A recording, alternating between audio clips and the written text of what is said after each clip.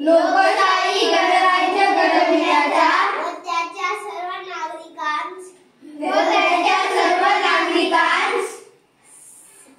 आर्थिक व राजनैतिक न्याय सामाजिक आर्थिक व सामाजिक न्याय विचार अभिव्यक्ती विश्वास श्रद्धा